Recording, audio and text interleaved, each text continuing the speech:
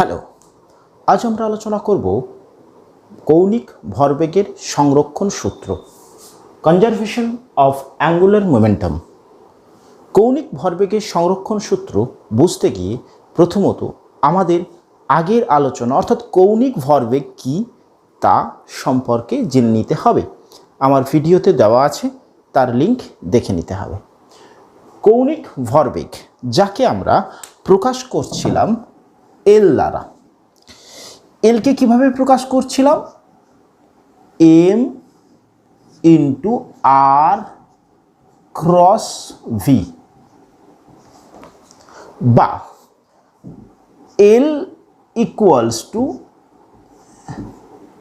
M V R perpendicular, V এর সাথে আর এর পারপেন্ডিকুলার, অর্থাৎ ঘূর্ণাক্ষ থেকে ওই বস্তু বা কণার লম্ব দূরত্ব, বা পেয়েছি এল ইকুয়ালস টু আই ওমেগা, এটা পেয়েছি। এই কৌণিক ভরবেগের সংরক্ষণ সূত্র বুঝতে গিয়ে আমরা আগের কিছু পাঠ একটু আলোচনা করে নিই। রৈখিক গতি ও কৌণিক গতি, এই দু ধরনের গতির ক্ষেত্রে কোন কোন রাশির সিমিলারিটি কীরকম দেখা যায়। যেমন ধরো আমরা বলছি সরণ, রৈখিক গতিতে এটাকে আমরা এস দ্বারা ডিফাইন করছি, কৌণিক গতিতে সেটাকে আমরা থিটা দ্বারা ডিফাইন করছি। বেগ, রৈখিক গতিতে আমরা ভি দ্বারা ডিফাইন করছি, কৌণিক গতিতে আমরা ওমেগা দ্বারা ডিফাইন করছি। ত্বরণ আমরা রৈখিক গতিতে এ দ্বারা ডিফাইন করছি, কৌণিক গতিতে আলফা দ্বারা ডিফাইন করছি। বল যা রৈখিক গতিতে ত্বরণ সৃষ্টি করে, যাকে আমরা বলি এফ রৈখিক গতিতে, কৌণিক গতিতে তা সৃষ্টি করে টর্ক টাও। অর্থাৎ রৈখিক গতিতে ত্বরণ সৃষ্টি করে কে? বল। কৌণিক গতিতে ত্বরণ সৃষ্টি করে কে? টর্ক। ওকে, আচ্ছা, এটাকে আমরা কিভাবে প্রকাশ করেছিলাম? এম ইন্টু এ। ওকে, আচ্ছা, তাহলে এখানে এটা কি হবে না, রৈখিক গতিতে ভর এম, সেটা কৌণিক গতিতে কার সমতুল্য রাশি? কি? জাড্য ভ্রামক। জাড্য ভ্রামক কি দ্বারা প্রকাশ করি? আই দ্বারা প্রকাশ করি। তাহলে বল সমান এম ইন্টু এ, ভর ইন্টু ত্বরণ। তাহলে কৌণিক গতিতে টর্ক সমান কি পেয়েছি আমরা? আই, মানে যা ভর ইন্টু আলফা। ওকে, ক্লিয়ার? আচ্ছা, এ সমান কি পেয়েছি? ডিভি বাই ডিটি, অর্থাৎ বেগের পরিবর্তনের হার। আলফা সমান কি? কৌণিক বেগের পরিবর্তনের হার, D omega by DT. Okay, V, V সমান কি? সরণের পরিবর্তন, ডিএস বাই ডিটি। ডিটি সময়ে সরণ ডিএস হলে তাহলে বেগ কত বলবো? DS by DT. ওমেগা সমান কি বলতে পারি? D theta by DT. Okay, clear? এগুলো অর্থাৎ কৌণিক গতি এবং রৈখিক গতিতে সমতুল্য রাশি। কৌণিক গতিতে যদি সরণটাকে থিটা দ্বারা বলি, এটা হচ্ছে কি এস। ক্লিয়ার হয়েছে? নোট ডাউন করো এটা। আচ্ছা, এইবার এখন আমরা আসছি আরেকটি আলোচনা, সেটা হচ্ছে গিয়ে নিউটনের দ্বিতীয় গতিসূত্র। দ্বিতীয় গতিসূত্র, তার সমীকরণ কি ছিল? নিউটনের দ্বিতীয় গতিসূত্রের সমীকরণ কি ছিল? আমরা শিখে এসেছি যে বল সমান ভরবেগের পরিবর্তনের হার, এটা শিখেছি। এই সমীকরণটাই কি কেবলমাত্র অ্যাপ্লিকেবল? না, এটা রৈখিক গতির ক্ষেত্রে অ্যাপ্লিকেবল। এফ সমান ডিপি বাই ডিটি। আচ্ছা, কৌণিক গতির ক্ষেত্রে এই সমীকরণটাকে কি লিখব? টাও সমান d L by d t L by dt. এটা রৈখিক গতির জন্য দ্বিতীয় গতিসূত্রের সমীকরণ। তাহলে এটা কৌণিক গতির জন্য দ্বিতীয় গতিসূত্রের সমীকরণ কিভাবে লিখছি দেখো। বল, সেখানে সমতুল্য রাশি কি? টর্ক। কার পরিবর্তন? ভরবেগের পরিবর্তনের হার। এখানে ভরবেগের সমতুল্য রাশি কি? ভরবেগের ভ্রামক। ভরবেগ রৈখিক গতিতে পি, সেখানে কৌণিক গতিতে ভরবেগের ভ্রামক কি দ্বারা প্রকাশ করছি? আমরা এল দ্বারা ডিফাইন করছি। বা ভরবেগের ভ্রামককে আবার বলি কৌণিক ভরবেগ। ক্লিয়ার হয়েছে? নোট ডাউন করো। ওকে, তো নিউটনের দ্বিতীয় গতিসূত্রের সমীকরণটা আরেকবার একটু বুঝবার চেষ্টা করছি।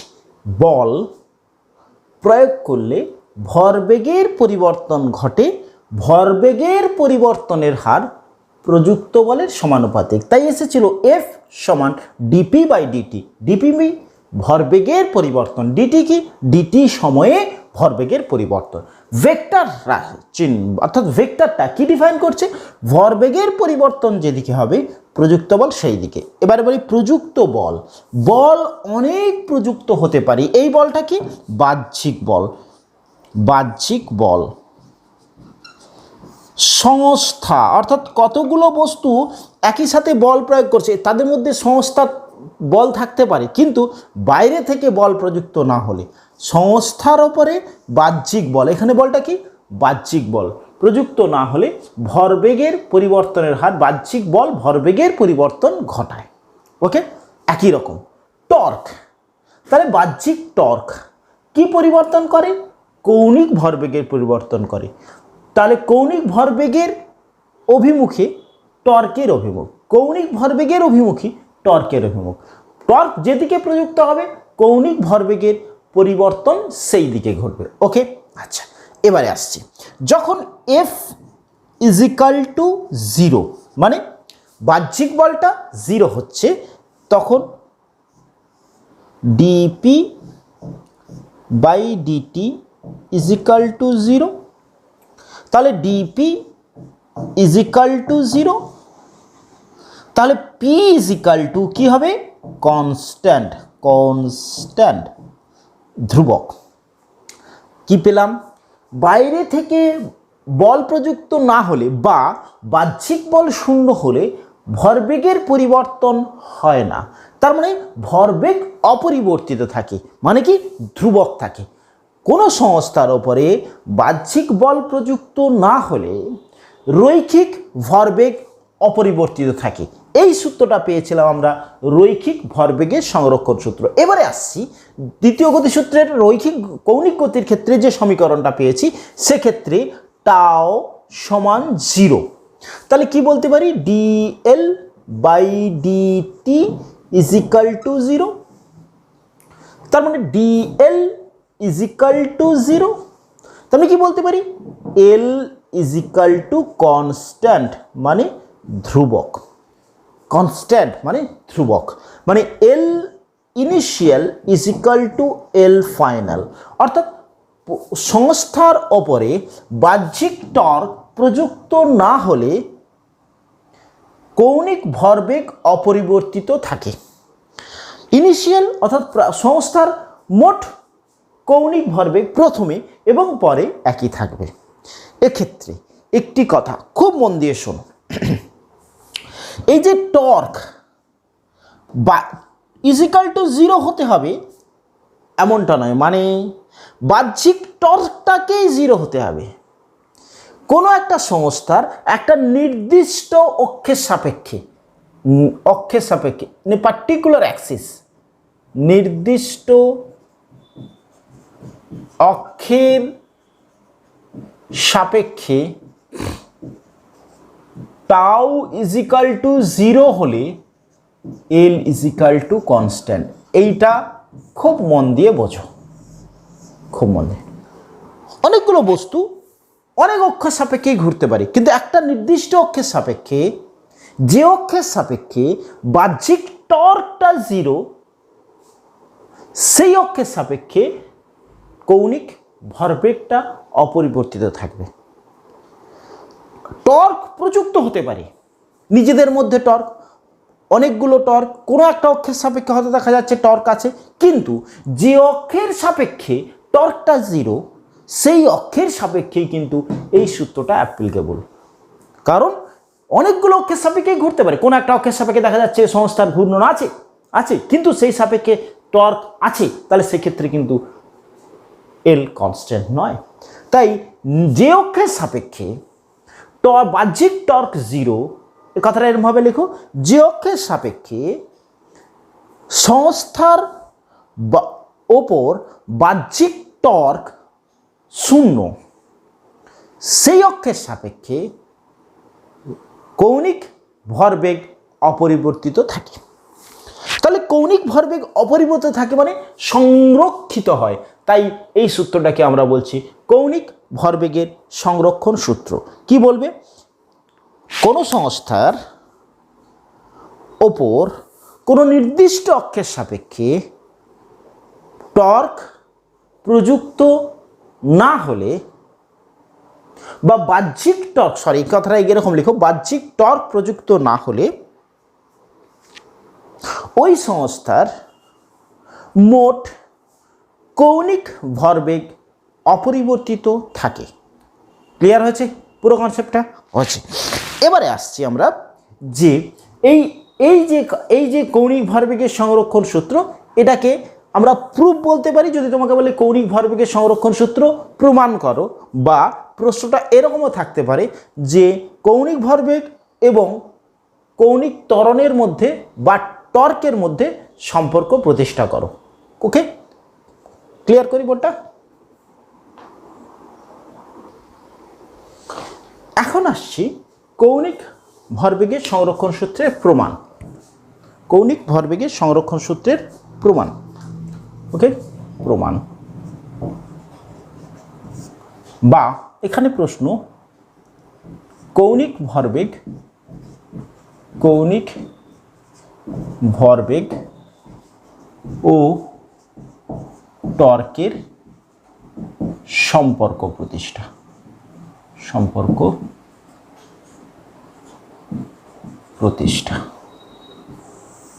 আচ্ছা, কৌণিক ভরবেগ যাকে আমরা কি দ্বারা প্রকাশ করছিলাম?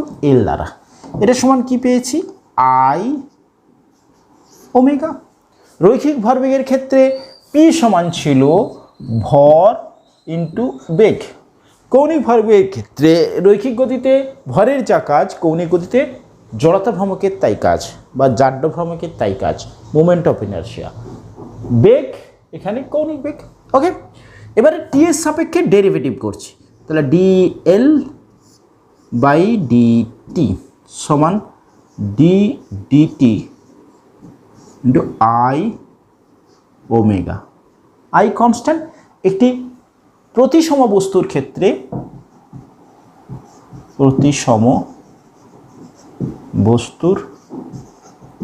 ক্ষেত্রে আই কনস্ট্যান্ট, আই বেরিয়ে এলো, তাহলে আমরা লিখতে পারি ডি ওমেগা বাই ডিটি। তাহলে ডিএল বাই ডিটি সমান পাচ্ছি I d omega by dt সমান কি? আলফা। কৌণিক বেগের পরিবর্তনের হার একটু আগে করে দিয়েছিলাম, কৌণিক বেগের পরিবর্তনের হার, তাহলে কৌণিক ত্বরণ। আচ্ছা, জড়তা ভ্রামক ইন্টু কৌণিক ত্বরণ, তার মানে কি? Torque. That is tau is equal to আমরা পেলাম dL by dt. That is the relation, এটা হলো relation, that is the relation between angular momentum and torque. কৌণিক ভরবেগের সাথে টর্কের সম্পর্ক। এখান থেকে বলি, যদি বাহ্যিক টর্ক, এই কথাটা মনে রাখতে হবে, বাহ্যিক টর্ক টাও ইজ ইকাল টু 0 হলে dL by dt is equal to 0। Okay, তাহলে টাও ইজ ইকাল টু 0 হলে dL by dt is equal to 0।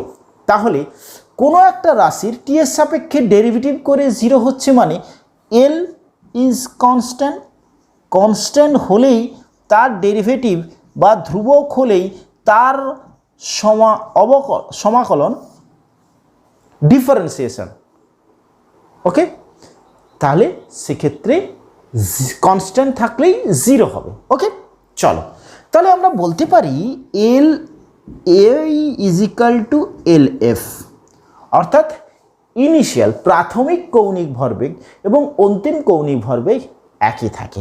এটাকে জেনারেলাইজ করে ইকুয়েশনটা লিখলে আমরা লিখতে পারি I1 omega 1, that is L I, প্রাথমিক কৌণিক ভরবেগ I1 ওমেগা 1, অন্তিম কৌণিক ভরবেগ আমরা লিখতে পারি I2 omega 2। Okay, that equals to এটা কখন, হোয়েন বাহ্যিক টর্ক ইজ ইকাল টু 0। তাহলে কি লিখবো, I1 ওমেগা 1 সমান I2 ওমেগা 2। কখন অ্যাপ্লিকেবল বাহ্যিক torque is equal to 0। Torque যে অক্ষের সাপেক্ষে বাহ্যিক টর্ক 0, সেই অক্ষের সাপেক্ষে এই সমীকরণটা অ্যাপ্লিকেবল। ওকে, ক্লিয়ার হয়েছে? আচ্ছা, এবারে আমরা কিছু প্রবলেমে আসি। ওকে, কিছু প্রবলেম করি। যেমন ধরো আমাদেরকে এই রকম একটি কনসেপ্ট দেওয়া হয়েছে। এটা আমরা অনেক সময় দেখি যে একটা ঘূর্ণমান টেবিলের ওপরে একটা টেবিল, এই টেবিল এই অক্ষের সাপেক্ষে ঘুরছে, এই সোজাই এই ঠিক অক্ষে একজন ব্যক্তি এরকম করে দাঁড়িয়ে আছে। ওকে, এক ব্যক্তি দাঁড়িয়ে আছে, ক্লিয়ার? এক্ষেত্রে ইনি যদি হাতটাকে গুটিয়ে নেন, এরকম করে হাত মিলেছিলেন, এরকম করে হাতটাকে গুটিয়ে নিচ্ছেন, হাত মিলেছিলেন অক্ষের সাপেক্ষে গুটিয়ে নিন, তাহলে কি দেখা যাবে? এই অক্ষের সাপেক্ষে ওই ব্যক্তির টর্কের কোনো পরিবর্তন হচ্ছে না, কারণ এই ওজনজনিত বল এই বরাবর mg, অক্ষ কোনটা, এই অক্ষের সাপেক্ষে ঘুরছে। তাহলে এক্ষেত্রে বাহ্যিক torque is equal to 0। Okay, তাহলে বাহ্যিক টর্ক ইজ ইকাল টু 0 হলে আমরা কি বলতে পারি, I1 omega 1 is equal two I2 omega 2। এইবারে এই যে দুটো হাত মিলিয়েছিল, আবার দুটো হাত এরকম করছে, এর মধ্যে কি পরিবর্তন দেখা যাবে? এর মধ্যে পরিবর্তন দেখা যাবে আয়ের, অর্থাৎ জড়তা ভ্রামকের পরিবর্তন হবে। যখন হাতটাকে মিলে রাখছে তখন এই অক্ষের সাপেক্ষে ভরগুলোর দূরত্ব বেশি হচ্ছে, দূরত্ব বাড়ার সাথে সাথে জড়তা ভ্রামক বাড়ছে, কারণ জড়তা ভ্রামক আই সমান ছিল, জেনারেল ইকুয়েশন আমরা লিখতে পারি mr² অফ সামেশন, তাহলে আর বাড়লে আই বাড়বে। তাহলে যখন হাতটাকে আমরা মিলিয়ে ধরছি তখন আইটা বেশি, তাহলে প্রাথমিক অবস্থায় সে মিলে ছিল। এখন হাতটাকে গুটিয়ে নিয়েছে, তাহলে হাতটাকে গুটিয়ে নেওয়ার সাথে সাথে 8টা এই অক্ষ থেকে দূরত্বটা কমে গেছে, তাহলে I1 এর থেকে I2টা কমে যাবে, অর্থাৎ জড়তার ভ্রামকটা কমে যাবে। আচ্ছা, জড়তার ভ্রামক কমে যাচ্ছে, টর্কটা 0 আছে, তাহলে ওমেগাটা কি হবে, বেড়ে যাবে। কারণ এখানে দেখতে পাচ্ছি I omega is equal to constant, এটা কিন্তু এরই আপার ফর্ম আমি জেনারেল ইকুয়েশন লিখেছি, I omega is equal to constant, কারণ কৌণিক ভরবেগ কনস্ট্যান্ট। তাহলে I ভ্যারিজিয়াস 1/ওমেগা, তাহলে আইটা যখন কমবে ওমেগাটা তখন বাড়বে, অর্থাৎ হাতটা যখন মিলে রাখছে তখন জড়তা ভ্রামক কম, হাতটা গুটিয়ে নিতে জড়তা ভ্রামক বেশি। যেহেতু এক্ষেত্রে বাহ্যিক টর্ক অর্থাৎ একটা এই অক্ষের সাপেক্ষে কোনো টর্ক প্রযুক্ত হচ্ছে না, তাই আই কমে যাওয়ার কারণে ওমেগাটা বাড়ছে, অর্থাৎ বেশি জোরে ঘুরতে থাকবে, ঘূর্ণনটা বেড়ে যাবে। Omega 2 is greater than omega 1, যেহেতু I1 is greater than I2, অর্থাৎ হাতটা গুটিয়ে নিলে জড়তার ভ্রামক বৃদ্ধি পাচ্ছে না হ্রাস পাচ্ছে? হ্রাস পাচ্ছে।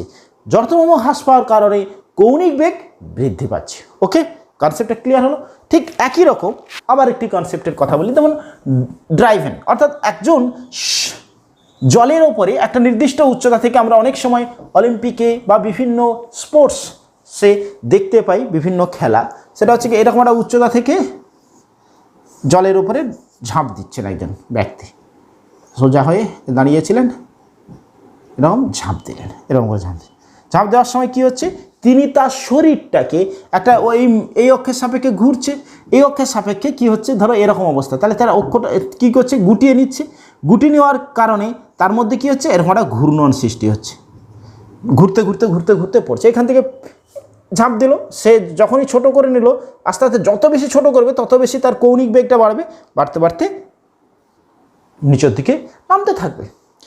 এই খেলাটাতে যে যতটা নিজেকে ছোট করতে পারবে ঘূর্ণনটা, অর্থাৎ এখান থেকে এখানে নামতে গিয়ে কেউ দুবার ঘুরছে, কেউ 4 বার ঘুরছে, কেউ 6 বার ঘুরছে, যে যত বেশি ঘুরছে তার মানে সে নিজেকে তত বেশি গুটিয়ে নিয়েছে। আলটিমেটলি গুটিয়ে নিয়েছে মানে ফিজিক্সের কনসেপ্টে কি কমেছে না, জড়তা ভ্রামককে ততটা কমিয়ে দিয়েছে। যতটা নিজেকে গুটিয়ে নিতে পারবে, যে অক্ষের সাপেক্ষে ঘূর্ণন ঘটাতে চাইছে ঠিক এই অক্ষের সাপেক্ষে, তত নিজেকে যত গুটিয়ে নিতে পারবে জড়তা ভ্রামক তত কমবে, যত জড়তা ভ্রামক কমবে তত কৌণিক বেগটা বাড়বে, অর্থাৎ ঘূর্ণনটা বাড়তে থাকবে। ওকে, কনসেপ্টটা ক্লিয়ার হয়েছে? চলো একটা প্রবলেম, আবার একটা প্রবলেমে আছে। পৃথিবী নিজের অক্ষের চারিদিকে ঘুরছে, যে কারণে কি হচ্ছে, পৃথিবী নিজের অক্ষের চারিদিকে ঘুরবার জন্য আমরা দিন রাত্রি দেখতে পাচ্ছি। রাতের বেলা ঘুমোচ্ছি, দিনের বেলা দুষ্টুমি করছি। চলো, পৃথিবী নিজের অক্ষের চারিদিকে আবর্তন করছে। ওকে, এই আবর্তন করবার সময় নিজের অক্ষের চারিদিকে তার উপরে কোনো টর্ক প্রযুক্ত হচ্ছে না। ওকে, এই অবস্থাতে পৃথিবীর ভরটাকে অপরিবর্তিত রেখে, ভর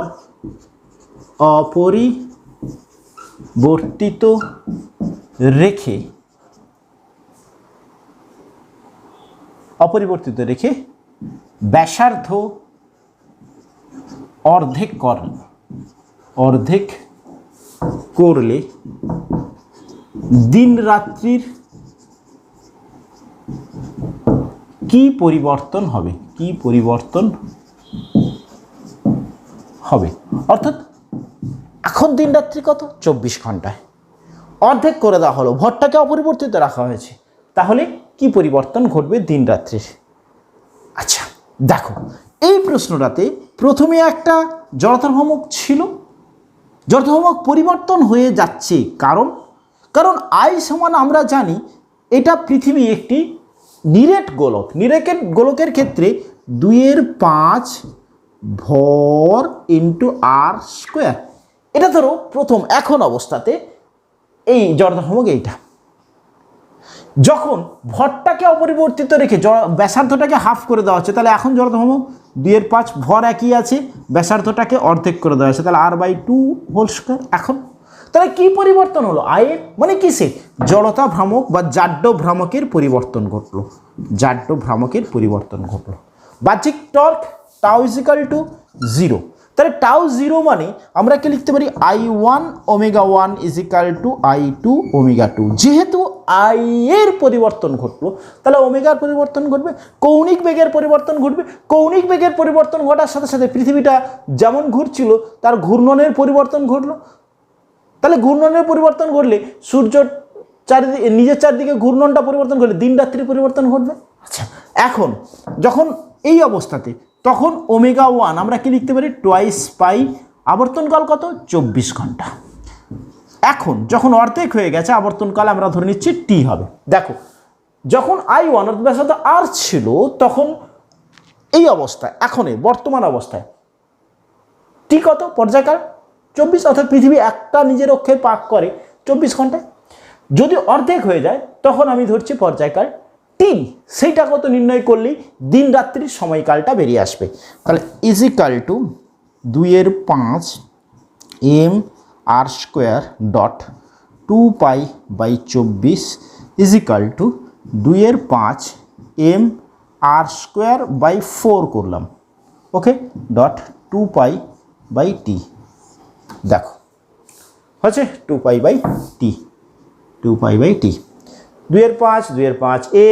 m r² 2π কেটে গেল।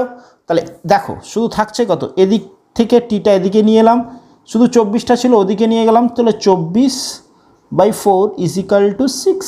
দেখো কাটছি না, 2^5 m r² 2π। ওকে, তাহলে কত হয়ে যাচ্ছে, দিন রাত্রি তখন হয়ে যাবে 6 আওয়ার, অর্থাৎ 6 ঘন্টা, 3 ঘন্টা দিন, 3 ঘন্টা রাত হয়ে যাবে। 3 ঘন্টা দিন রাত্রি হয়ে যাবে। দিন রাত্রি মোট সময় কত হয়ে যাবে? 6 ঘন্টা। তাহলে 3 ঘন্টা দিন, 3 ঘন্টা রাত্রি হয়ে যাবে।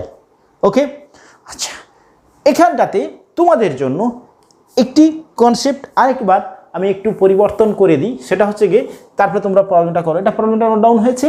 ওকে, দেখো এখানটাতে একটু প্রবলেমটাকে পরিবর্তন করে করবার চেষ্টা করো। কত হচ্ছে দেখো, যেহেতু এই প্রবলেমটা দেখিয়ে দিলাম, তাহলে সেক্ষেত্রে উত্তরটা কত হবে দেখতে হবে। ব্যাসার্ধ 1 n গুণ করলে দিন রাত্রির কি পরিবর্তন ঘটবে? ওকে, এখন যদি দিন রাত্রির সময়কাল টি হয় তাহলে সেটা কত হবে? ওকে, পজ করে ট্রাই করো, কমেন্ট বক্সে উত্তরটা চাই। যদি ক্লিয়ার হয়ে থাকে আশা করি এই উত্তরটা কমেন্ট বক্সে পাবো। ওকে, কৌণিক ভরবেগের সংরক্ষণ সূত্র ক্লিয়ার হয়েছে। প্রবলেম করো, সমস্যা থাকলে কমেন্ট বক্সে দিতে হবে যে এই প্রবলেমটা সমস্যা হয়েছে। ওকে, থ্যাংক ইউ।